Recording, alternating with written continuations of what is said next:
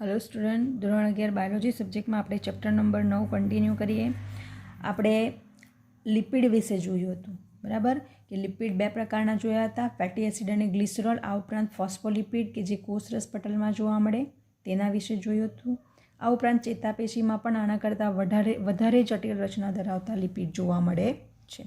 હવે આપણે કાર્બનિક સંયોજનો સજીવોમાં જે જોવા મળે છે એ કેવા ચક્રીય રિંગ સ્વરૂપમાં હોય એના વિશે વાત કરવાના છે. તો કેવી હોય છે? ચક્રીય રિંગ સ્વરૂપે જોવા મળતા કાર્બનિક સંયોજનો. ચક્રીય રિંગ સ્વરૂપ એટલે આપણે એવું કહી શકીએ બેન્ઝીન, બરાબર? આ રીતની રચના આપણે જોઈ શકીએ. તો સજીવોમાં કેટલાક કાર્બનિક સંયોજનો એ વિષમ ચક્રીય, એક સરખી રિંગ નહીં હોય પણ અલગ અલગ પ્રકારની હોય, એવી વિષમ ચક્રીય રિંગ સ્વરૂપે પણ જોવા મળે છે, બરાબર? હવે આ ચક્રીય રિંગ સ્વરૂપના જે કાર્બનિક સંયોજનો છે એ નાઇટ્રોજન બેઝ ધરાવે છે, બરાબર? નાઇટ્રોજન બેઝ જે છે એ નાઇટ્રોજન બેઝ 5 પ્રકારના હોય છે. કયા કયા? તો અહીંયા યાદ રાખજો નામ: એડેનિન, ગ્વાનિન, સાઇટોસિન, યુરેસિલ અને થાઇમિન. આ 5 પ્રકારના નાઇટ્રોજન બેઝ જોવા મળે છે. અહીંયા ખાસ ધ્યાન રાખજો કે આપણે જ્યારે ડીએનએની વાત કરીએ, ડીએનએના સ્ટ્રક્ચરમાં આપણે જોયું છે કે નાઇટ્રોજન બેઝ એમાં એડેનિન, ગ્વાનિન, સાઇટોસિન, યુરેસિલ અને થાઇમિન પ્રકારના હોય છે, બરાબર? એટલે આ ચક્રીય રિંગ સ્વરૂપના જે કાર્બનિક સંયોજનો છે એ નાઇટ્રોજન બેઝ ધરાવશે: એડેનિન, ગ્વાનિન, સાઇટોસિન, યુરેસિલ અને થાઇમિન. હવે જ્યારે આ નાઇટ્રોજન બેઝ સાથે શર્કરા, બરાબર, શર્કરા જોડાય, જ્યારે નાઇટ્રોજન બેઝ સાથે શર્કરા જોડાય ત્યારે રચના થાય છે ન્યુક્લિયોસાઇડ્સની. અહીંયા યાદ રાખજો, બરાબર? ન્યુક્લિયોસાઇડ્સ ક્યારે બને? કે જ્યારે નાઇટ્રોજન બેઝ સાથે શર્કરા જોડાય. આપણે એક્ઝામ્પલ જોઈએ, ઉદાહરણ. આપણે એડેનિનની સ્ટ્રક્ચર જોઈએ, બરાબર? તો એડેનિન જે છે એની રચનામાં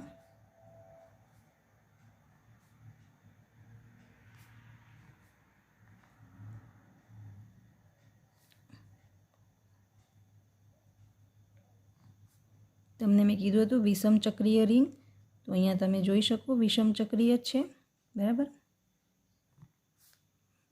આમાં કેટલા કાર્બન છે? 1 2 3 4 5 અને 6. અહીંયા કેટલા છે? 1 2 3 4 અને 5, બરાબર? Nitrogen, sorry. તો અહીંયા આ નાઇટ્રોજન બેઝ એડેનિનનું સ્ટ્રક્ચર છે. આ શું છે? એડેનિન. હવે એડેનિન સાથે શર્કરા જોડાય ત્યારે આપણને ન્યુક્લિયોસાઇડ્સ મળશે. હવે શર્કરા આપણે જોડવાની છે, તો શર્કરા પેન્ટોઝ શર્કરા હોય છે. અહીંયા ખાસ ધ્યાન રાખવાનું, આ શર્કરાનું સ્ટ્રક્ચર આપણે જે જોવાના છીએ, જે આપણે ડીએનએના સ્ટ્રક્ચર સમયે અહીંયા એડેનિન જોડાય, બરાબર? આ શું છે? એડેનિનનો અણુ. એટલે આ રચના અહીંયા જોડાયેલી હોય અને અહીંયા જોડાશે આપણું CH2OH, બરાબર? આ શું છે? તો શર્કરા છે. શર્કરા જ્યારે એડેનિન સાથે જોડાશે ત્યારે જે રચના બને એ ન્યુક્લિયોસાઇડ્સ બને છે. એટલે એડેનિનનો ન્યુક્લિયોસાઇડ્સ કયો આવશે? તો એડિનોસાઇન, બરાબર? એડિનોસાઇન એ એડેનિનનો ન્યુક્લિયોસાઇડ્સ છે. એ રીતે ગ્વાનિનનો જોઈએ તો ગ્વાનોસાઇન આવશે. સાઇટોસિનનો સાઇટોસાઇન, બરાબર? સાઇટીડીન આવશે, સાઇટીડીન, બરાબર? અને યુરેસિલનો આવશે યુરિડીન, બરાબર? અને થાઇમિનનો આવશે થાઇમિડીન.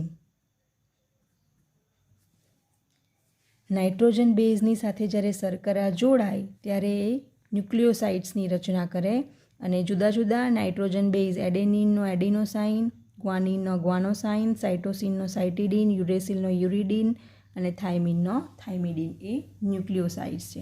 હવે આ નાઇટ્રોજન બેઝ શર્કરા એટલે ન્યુક્લિયોટાઇડ્સ બન્યા, બરાબર? પરંતુ નાઇટ્રોજન બેઝ અને શર્કરાની સાથે જો ફોસ્ફેટ જોડાય બરાબર. શું જોડાય? ફોસ્ફેટ સમૂહ. શેના દ્વારા જોડાય? તો એસ્ટર બંધ દ્વારા. તો ત્યારે બને છે આ ન્યુક્લિયોસાઇડ્સ છે તો બનશે ન્યુક્લિયોટાઇડ્સ. એટલે ન્યુક્લિક એસિડ જે છે એમાં આપણને ન્યુક્લિયોટાઇડ્સ અને ન્યુક્લિયોસાઇડ્સ જોવા મળે. ન્યુક્લિક એસિડ જે આપણા ડીએનએ આરએનએ જે ન્યુક્લિક એસિડ છે, બરાબર. તો ડીએનએ આરએનએ ન્યુક્લિક એસિડ, હવે એમાં જે નાઇટ્રોજન બેઝ હોય એની સાથે શર્કરા જોડાઈ હોય તો ન્યુક્લિયોસાઇડ્સ બને, અને નાઇટ્રોજન બેઝ શર્કરા સાથે ફોસ્ફેટ સમૂહ જોડાય એસ્ટર બંધ દ્વારા તો ન્યુક્લિયોટાઇડ્સની રચના કરે છે. તો અહીંયા આપણે એડિનિન જે છે એમાં આપણે એનું આ શર્કરા આપણે જોઈ છે, બરાબર. અહીંયા એડેનિન જોડાયેલું છે, અહીંયા જે CH2OH હતું, બરાબર. અહીંયા CH2 સોરી આપણે અહીંયા જોઈએ વધારે ખ્યાલ આવશે.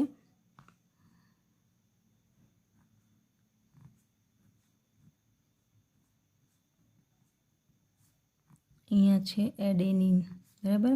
અહીંયા આપણું CH2, બરાબર, અને O CH2O સાથે આપણે એસ્ટર બંધ દ્વારા શું જોડવાના છે? ફોસ્ફેટ સમૂહ, બરાબર. એટલે આ જે રચના છે એ થઈ ન્યુક્લિયોટાઇડ્સ, અને એડેનિનનો ન્યુક્લિયોટાઇડ્સને કહેવામાં આવે છે એડેનિલિક એસિડ. અહીંયા શું છે? આ નાઇટ્રોજન બેઝ, આ શર્કરા અને આ છે ફોસ્ફરસ, બરાબર. આ ફોસ્ફેટ સમૂહ, આ થઈ શર્કરા અને આ થયો નાઇટ્રોજન બેઝ. એટલે આ ન્યુક્લિયોટાઇડ્સ બન્યું અને એનું નામ છે એડેનિલિક એસિડ, બરાબર. એ જ રીતે ગ્વાનિનની વાત કરીએ તો ગ્વાનિનનું જે ન્યુક્લિયોટાઇડ્સ છે એનું નામ આવશે ગ્વાનિલિક એસિડ, બરાબર.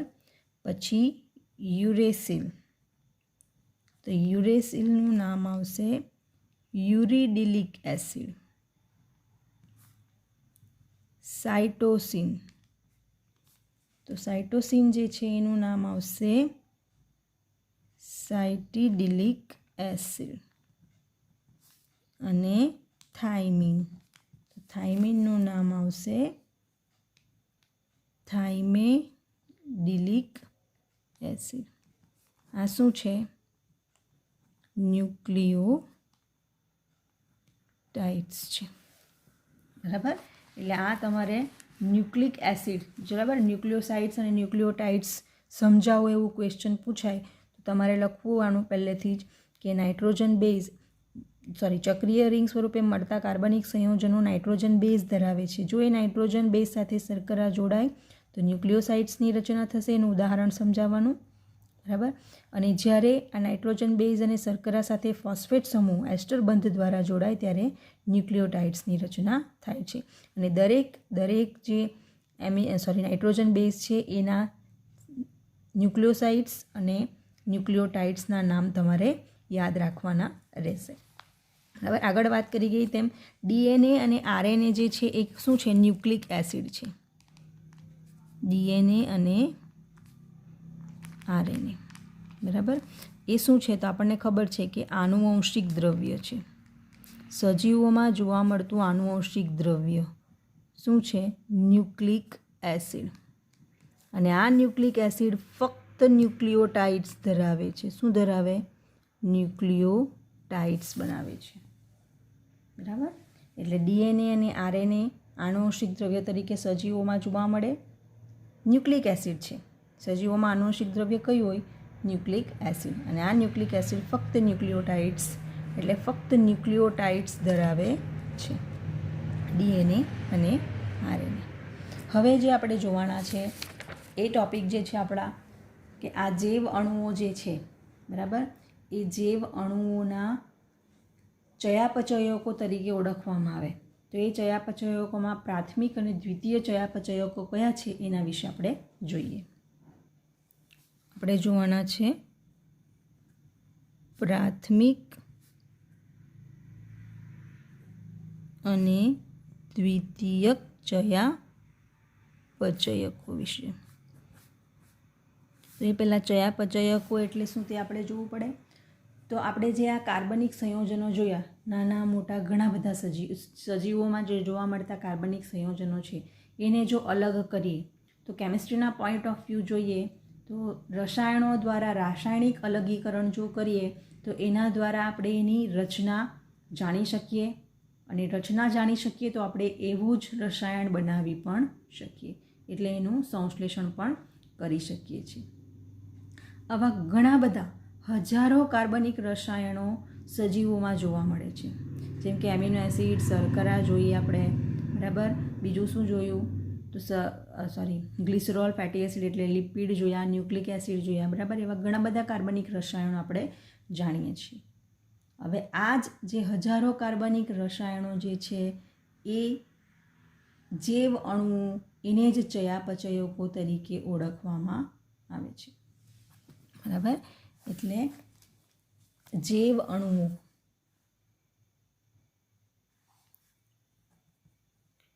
ચયાપચયકોની વ્યાખ્યા કે જે હજારો કાર્બનિક રસાયણો ધરાવે છે એને શું કહેવામાં આવે? ચયાપચયકો તરીકે ઓળખવામાં આવે છે, બરાબર. એટલે ચયાપચયકોની વ્યાખ્યા છે. હવે આપણે આગળ હમણાં જે જોઈ ગયા ચયાપચયકો વિશે, એમિનો એસિડ, પ્રોટીન, લિપિડ, બરાબર. એ બધા જે ચયાપચયકો છે એ પ્રાણી પેશીમાં જોવા મળે છે, બરાબર. અને એ પ્રાણી પેશીમાં જે આપણે ચયાપચયકો જોયા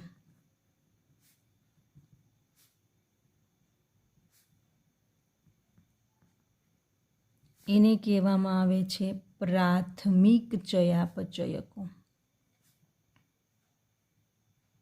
પ્રાથમિક પ્રકારના ચયાપચયકો જે પ્રાણી પેશીમાં જોવા મળશે. આપણે જે આગળ જોઈ ગયા છે કયા કયા પ્રાથમિક ચયાપચયકોમાં આપણે વાત કરીએ તો શર્કરા, બરાબર, એમિનો એસિડ્સ, બરાબર, પછી લિપિડમાં ફેટી એસિડ, ગ્લિસરોલ, બરાબર, ન્યુક્લિક એસિડ, બરાબર. આ બધા પ્રાથમિક ચયાપચયકો જે પ્રાણી પેશીમાં જોવા મળે છે તેને કહેવામાં આવશે. જ્યારે વનસ્પતિ પેશી, બરાબર, પછી ફૂગ કે સૂક્ષ્મજીવો, બરાબર, એમનું અલગીકરણ અથવા તો વિશ્લેષણ કરીએ તો એમાં આપણને પ્રાથમિક ચયાપચયકોની સાથે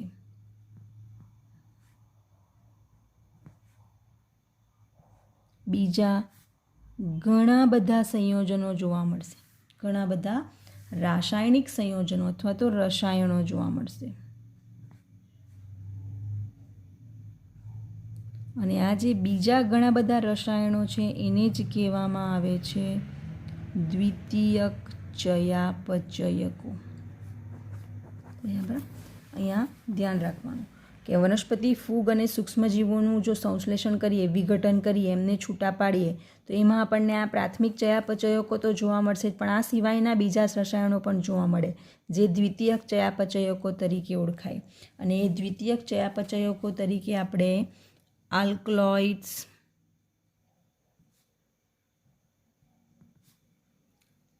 ફ્લેવેનોઇડ્સ, ગુંદર, પરફ્યુમ, પ્રતિજૈવિક દ્રવ્ય એટલે કે એન્ટીબાયોટિક, બરાબર, પછી રંગીન રંજક દ્રવ્ય, બરાબર, પછી તેલ, મસાલા કે જે આપણને વનસ્પતિઓમાંથી મળતું હોય એ બધા દ્વિતીયક ચયાપચયકો તરીકે ઓળખાય છે. હવે દ્વિતીયક ચયાપચયક માટેનો આપણને એક ચાર્ટ આપેલો છે જેમાં રંજક દ્રવ્યના નામ, આલ્કલોઇડ્સના, ટર્પેનોઇડ્સના, આવશ્યક તેલ એ બધાના નામ આપેલા છે. તો એમાં તમારે ખાસ ધ્યાન રાખવાનું કે જો ધારો કે રંજક દ્રવ્ય, અહીંયા આપણે જોઈએ કે આપણને રંજક દ્રવ્યનું શું નામ આપેલું છે. તો રંજક દ્રવ્ય તરીકે કેરોટીનોઇડ્સ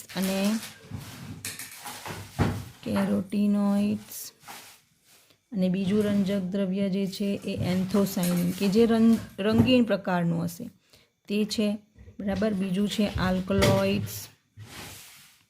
તો આલ્કલોઇડ્સ તરીકે આપણને મળે મોર્ફિન અને કોડિન, જે આપણે ડ્રગ્સ તરીકે ઓળખીએ. બરાબર. પછી આવશે ટર્પેનોઇડ્સ. તો ટર્પેનોઇડ્સ વનસ્પતિમાંથી કયા મળે? તો મોનોટર્પિન્સ, બરાબર, અને ડાયટર્પિન્સ. આ ટર્પેનોઇડ્સ છે. પછી તેલ, આવશ્યક તેલ કયા મળે?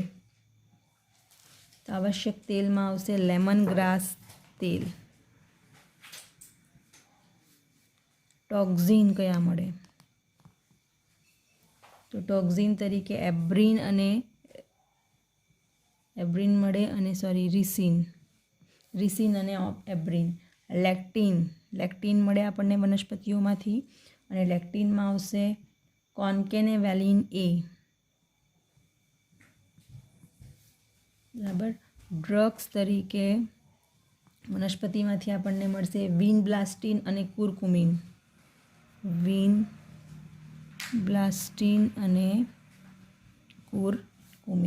તેવી જ રીતે પોલિમર પદાર્થો પણ મળશે. તો પોલિમર પદાર્થો વનસ્પતિમાંથી કયા મળશે? રબર, ગુંદર અને સેલ્યુલોઝ.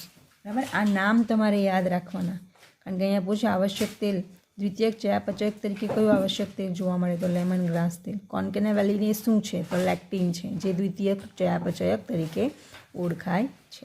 એટલે ખાસ કરીને આ ધ્યાન રાખજો. હવે આ પ્રાથમિક અને દ્વિતીયક ચયાપચયકની વાત કરીએ તો પ્રાથમિક ચયાપચયકો જે છે એ પ્રાથમિક ચયાપચયકોના કાર્ય વિશે આપણને ખબર છે. આપણે એનો સ્ટ્રક્ચર પણ જાણીએ છીએ અને કાર્ય કયું કરે છે એ પણ આપણે જાણીએ છીએ. એટલે કાર્ય આપણે જાણતા હોઈએ છીએ. અને એ શેમાં ભાગ ભજવે? તો દેહધાર્મિક ક્રિયા માટે જરૂરી છે. દેહધાર્મિક ક્રિયામાં આવશ્યક હોય છે. જ્યારે દ્વિતીયક ચયાપચયકો એવા છે કે જેના કાર્ય વિશે આપણને જાણ હોતી નથી.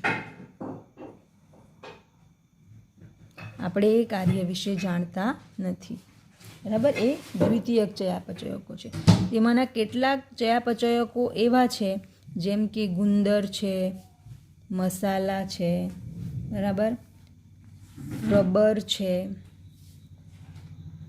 પરફ્યુમ છે, અને રંજક દ્રવ્ય એ મનુષ્ય માટે ઉપયોગી પદાર્થો છે અથવા તો સંયોજનો છે. આ દ્વિતીયક ચયાપચયમાંના અમુક ચયાપચયકો અથવા તો રસાયણો એવા છે કે જે મનુષ્ય માટે મનુષ્યના કલ્યાણ માટે ઉપયોગી હોય છે. એટલે મનુષ્ય માટે આર્થિક અગત્યતા ધરાવતા ચયાપચયકો છે. બરાબર.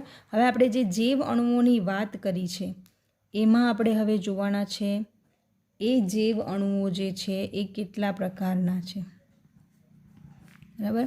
તો જૈવ અણુઓમાં બૃહદ જૈવ અણુ અને સૂક્ષ્મ જૈવ અણુઓનો સમાવેશ થશે. તો એ આપણને ક્યાંથી મળે? તો અહીંયા આપણે ખબર છે કે એસિડ દ્રાવ્ય ભાગ અને એસિડ અદ્રાવ્ય ભાગ. બરાબર. એસિડ દ્રાવ્ય ભાગ અને એસિડ અદ્રાવ્ય ભાગ.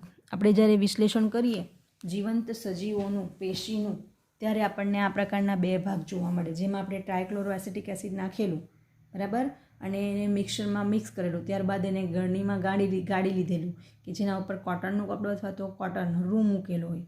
તો રૂ પર જે આપણને અવશેષ જોવા મળે એ એસિડ અદ્રાવ્ય કહેવાશે, અને આપણને જે કારણ મળે એ એસિડ દ્રાવ્ય કહેવાશે. તો એસિડ દ્રાવ્ય ભાગમાં જે પણ કાર્બનિક સંયોજનો મળશે એ કાર્બનિક સંયોજનોનો અણુભાર કેટલો હોય? તો અણુભાર 18 થી 800 ડાલ્ટન. કેટલો? 18 થી 800 ડાલ્ટનની આસપાસ હોય છે. એસિડ દ્રાવ્ય ભાગમાં જોવા મળતા કાર્બનિક સંયોજનોનો અણુભાર 18 થી 800 ડાલ્ટન હોય છે. આ જે એસિડ દ્રાવ્ય ભાગમાં કાર્બનિક સંયોજનો જોવા મળે એ 4 પ્રકારના છે. એ કાર્બનિક સંયોજનોમાં આવશે પ્રોટીન, ન્યુક્લિક એસિડ, બરાબર. પોલિસેકેરાઇડ એટલે આપણે શર્કરા કહી શકીએ, અને બીજું આવશે લિપિડ. એટલે એસિડ દ્રાવ્ય ભાગમાં આપણને 4 પ્રકારના કાર્બનિક સંયોજનો મળે: પ્રોટીન, ન્યુક્લિક એસિડ, પોલિસેકેરાઇડ અને લિપિડ. બરાબર. અને લિપિડ સિવાયના બાકીના જે સંયોજનો છે એમનો અણુભાર એ 10,000 ડાલ્ટન કે તેનાથી વધારે હોય છે. કેટલો હોય? 10,000 ડાલ્ટન કે તેનાથી વધારે અણુભાર ધરાવે છે. લિપિડ એમાં અપવાદરૂપ છે. લિપિડ એ એસિડ અદ્રાવ્ય ભાગમાં આપણને જોવા મળશે. કેમ? તો આપણે આગળ લિપિડના સ્ટ્રક્ચર વિશે જોયું કે લિપિડ એ પાણીમાં અદ્રાવ્ય હોય, એટલે અહીંયા દ્રાવ્ય તો નહીં થવાનો, અદ્રાવ્ય સ્વરૂપે રહેવાનો. લિપિડ આપણને જે સજીવોનું શરીર છે એમાં આપણને કોષરસ પટલમાં પણ જોવા મળે અને બીજા પટલોમાં પણ જોવા મળે. ફોસ્ફોલિપિડ કોષરસ પટલમાં જોયું આપણે. હવે જ્યારે આપણે પેશીઓને વાટીએ, બરાબર, ત્યારે આ લિપિડ જે છે એ પુટિકા, એક લુગદી જેવું બની જશે, કારણ કે અદ્રાવ્ય છે. એટલે એમાંથી પેશીઓમાંથી જે કોષરસ પટલ ને બીજા પટલો ટુકડા થઈ ગયેલા હોય ને એ પુટિકા સ્વરૂપે જોવા મળશે. અને એ પુટિકા એ દ્રાવ્ય ભાગમાં જતું નથી. એટલે લિપિડ જે છે, બરાબર, એ એસિડ અદ્રાવ્ય ભાગમાં રહેશે. એટલે લિપિડ અપવાદ છે. જે એસિડ દ્રાવ્ય ભાગમાં જોવા મળે એમાં અપવાદ તરીકે આપણને લિપિડ જોવા મળશે. બરાબર. તો અહીંયા તમે જુઓ, અહીંયા આપણે અણુભાર 18થી 800 ડાલ્ટન, એટલે 1000 કરતાં પણ ઓછા અણુભાર ધરાવતા સંયોજનો, અને અહીંયા આપણે જોયું 10,000 ડાલ્ટન કે તેનાથી વધારે અણુભાર ધરાવતા સંયોજનો. એટલે એસિડ દ્રાવ્ય ભાગમાં જે જોવા મળશે, બરાબર, એ આપણે 10,000 ડાલ્ટન કે તેનાથી ઓછા અણુભાર ધરાવતા હોય છે. બરાબર. તો 2 પ્રકારના અણુઓ આપણે અહીંયા જોઈ શકીએ કે જે અણુઓ 1000 ડાલ્ટન કે તેનાથી ઓછો અણુભાર ધરાવતા હોય તેવા અણુઓને સૂક્ષ્મ અણુ અથવા તો સૂક્ષ્મજીવ અણુ કહેવામાં આવે. બરાબર. આપણે અહીંયા જોઈએ કે જે અણુઓ 1000 ડાલ્ટનથી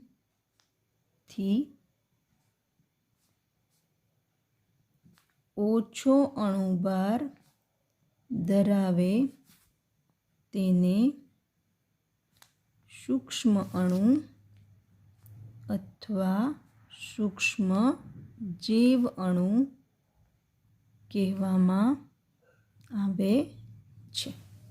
અને કેટલાક એવા અણુઓ કે જે અણુઓ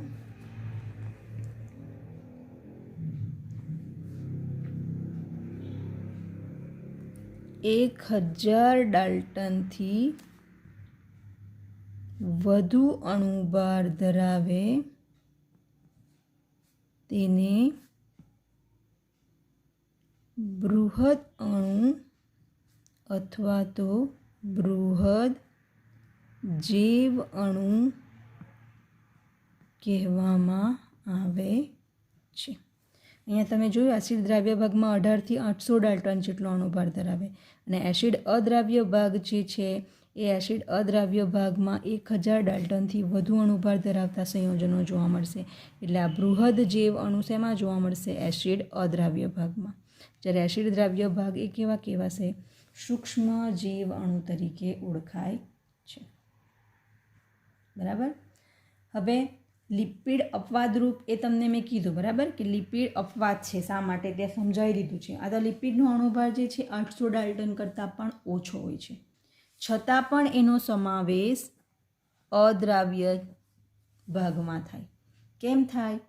કારણ કે લિપિડ જે છે એ પેશીઓમાં, પ્રાણી પેશીઓમાં કોષરસ પટલમાં અને બીજા પટલમાં હશે. એટલે જ્યારે વાટીએ અને જ્યારે એનું ગાળણ કરીએ એસિડમાંથી, ત્યારે શું થાય કે એક પુટિકા બનાવે, અને પુટિકા અદ્રાવ્ય ભાગમાં જોવા મળે. એમ પણ પાણીમાં અદ્રાવ્ય છે, એટલે અદ્રાવ્ય ભાગમાં જોવા મળશે. એટલે લિપિડ એ બૃહદ જીવ અણુના બૃહદ જીવ અણુના ભાગમાં જોવા મળશે, એટલે એસિડ અદ્રાવ્ય ભાગમાં જોવા મળે છતાં પણ એ બૃહદ અણુ નથી.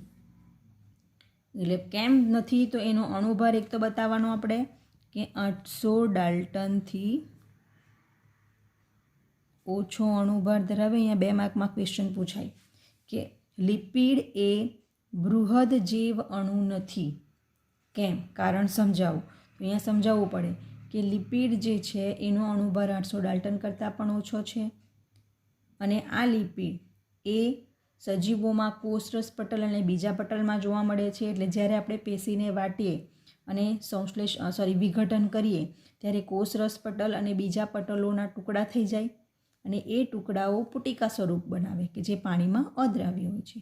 એટલે આ પુટિકા એસિડ અદ્રાવ્ય જૂથમાં અલગ થઈ જાય. એટલે લિપિડ એ અપવાદરૂપ છે કે એસિડ ઓછો અણુભાર ધરાવતો હોવા છતાં બૃહદ જૈવ અણુમાં આવશે, પરંતુ સાચા અર્થમાં લિપિડ એ બૃહદ અણુ નથી. બરાબર. હવે જે એસિડ દ્રાવ્ય ભાગની વાત કરીએ તો એસિડ દ્રાવ્ય ભાગ જે છે એમાં એમાં શેનો સમાવેશ થાય, તો એમાં આપણે કોષરસીય દ્રવ્ય, બરાબર, કોષરસીય દ્રવ્યનું સંગઠન જોવા મળે છે. એટલે ઘણા બધા કોષરસીય દ્રવ્યો જે છે, જે દ્રાવ્ય હશે તે ભેગા મળશે અને એસિડ દ્રાવ્ય ભાગની રચના કરશે. બરાબર. અને અંગિકાઓ છે કે જે અદ્રાવ્ય છે, ટુકડાઓ સ્વરૂપમાં જોવા મળે, એસિડ અદ્રાવ્ય ભાગમાં જોવા મળશે. એટલે આ ભાગમાં અંગિકાઓનો સમાવેશ થશે. અને આ અંગિકાઓ અને આ કોષરસીય દ્રવ્ય ભેગા મળશે ત્યારે શેની રચના કરશે, તો જીવંત પેશી અથવા તો સજીવ. બરાબર. સજીવનું રાસાયણિક સંગઠન અથવા તો જીવંત પેશીની રચના આપણે આને એસિડ દ્રાવ્ય અને એસિડ અદ્રાવ્ય ભાગ ભેગા મળીને જીવંત પેશીની રચના કરશે. અને આ જીવંત પેશીમાં સૌથી વધુ પ્રમાણમાં પ્રાપ્ય જો સંયોજન કોઈ જોવા મળે તો એ છે પાણી. કારણ કે આપણને ખબર છે સજીવોમાં 70થી 90% ભાગ પાણી હોય છે. એટલે સૌથી વધુ જો કોઈ રસાયણ પ્રાપ્ત થાય સજીવોમાં જોવા મળતું હોય તો એ કયું જોવા મળશે? પાણી. Thank you.